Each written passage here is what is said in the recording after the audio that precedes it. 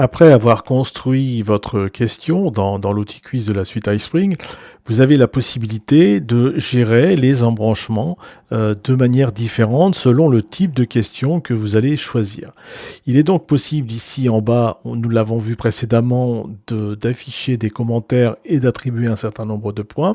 Il est désormais possible dans les options de diapositive à droite de définir si vous faites un choix de type de question noté ou un choix de type de question d'enquête. La différence est bien entendu très claire. Dans le premier, vous allez effectuer une évaluation et donc vous jugez et vous attribuez un certain nombre de points. Dans la seconde, vous évaluez un avis, l'avis de l'utilisateur. C'est-à-dire que si je choisis la question d'enquête, nous allons nous rendre compte qu'en bas, les commentaires et ramifications et les nombres de points vont naturellement disparaître et nous n'aurons plus pour possibilité que d'attribuer un feedback ou une réponse ou une explication,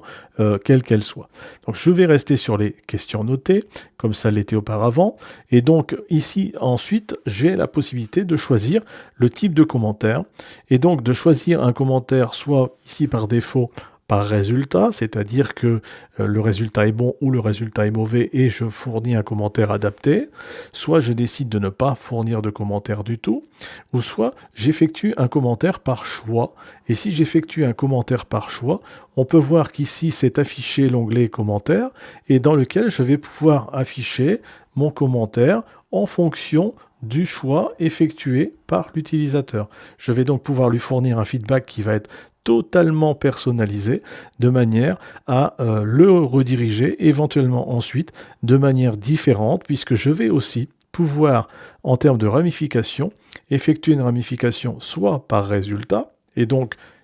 le résultat est bon, je l'envoie dans une diapositive, le résultat est mauvais, je peux l'envoyer vers une autre diapositive. Mais je peux aller plus loin que ça, puisque je peux également effectuer une ramification par choix, et par exemple ici, je peux avoir 3 choix de diapositives différentes selon la réponse fournie par mon utilisateur, ce qui me permet encore une fois de personnaliser un peu plus les propositions que j'effectue en fonction des réponses données par mon apprenant.